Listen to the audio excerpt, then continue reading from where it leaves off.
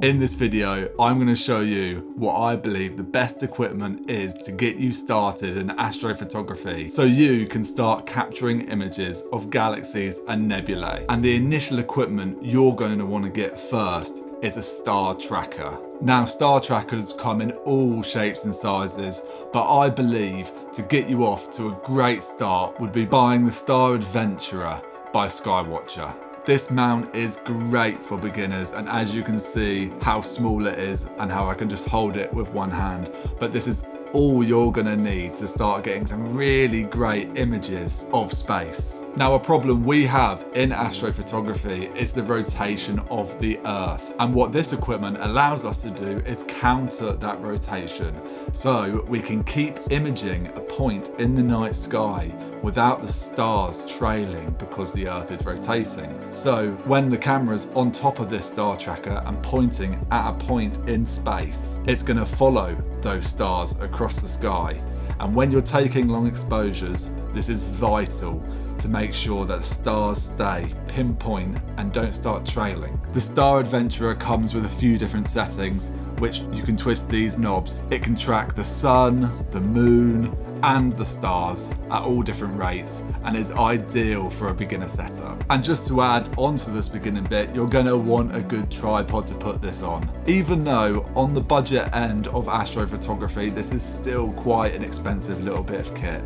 You do not want to put this on a really flimsy tripod. You want to make sure you're putting this and your camera on a tripod that's appropriate to take the weight. And I just have this one that I've got online from K&F, and it is great for attaching this and a camera. And just to note, this cost me from new around about £320. Now that you've got your star tracker and tripod sorted, you're going to want to take some pictures. Now, I have a simple DSLR here, and this is the Canon 600D. And I've taken numerous photos with this camera and a lens on the tracker, and they come out great. And this camera is actually 12 years old, and it still performs very well at astrophotography. So potentially you have one of these lying around that you could use, or you could just go online and get one pretty cheap nowadays. I bought this one a few years ago now, and it cost me under £200 online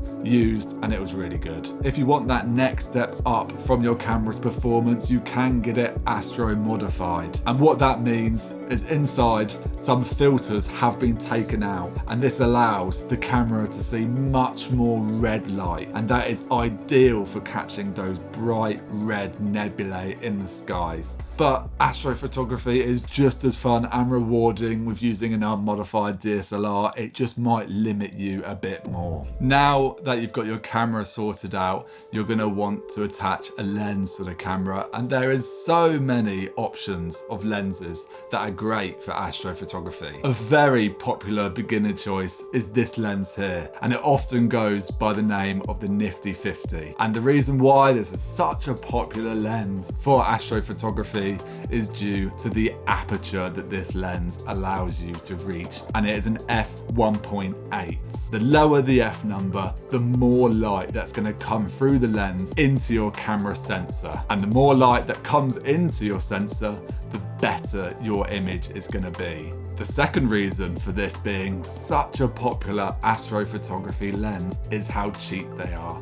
I picked this one up used for around about £60. And that is ideal when you're trying to get a budget rig. Now, this lens is very ideal for those wide, deep space shots of the Milky Way, of big nebulas, of constellations. It's ideal, and it's a really good starting point for anyone who's looking to get involved in astrophotography. Now, if you want to get a little bit deeper into space, you're going to want one of these, and this is a telephoto lens. And this one here is the 135mm f2 by Samyang.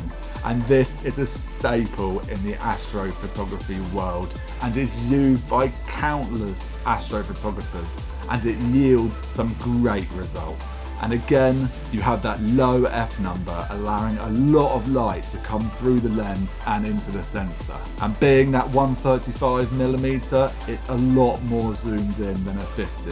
And you can get some really great details on some of the larger nebulae and larger galaxies. And just for note, I picked this one up here for around about £300, which is great for an f2 lens.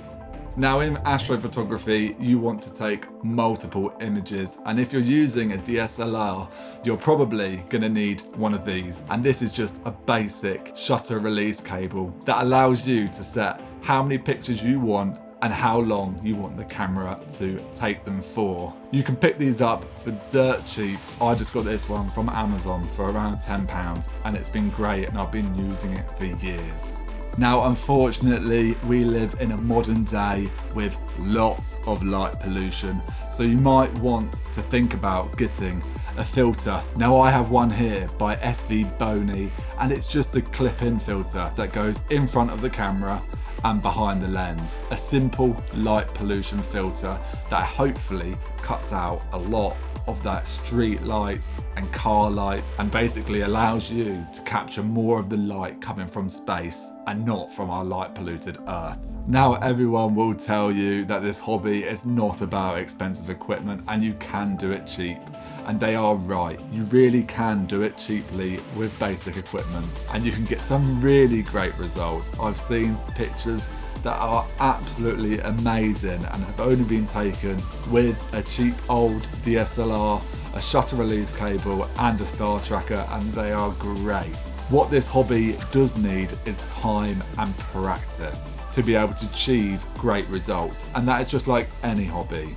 Now, all you need to do is have fun and enjoy the experiences that this hobby will bring to you.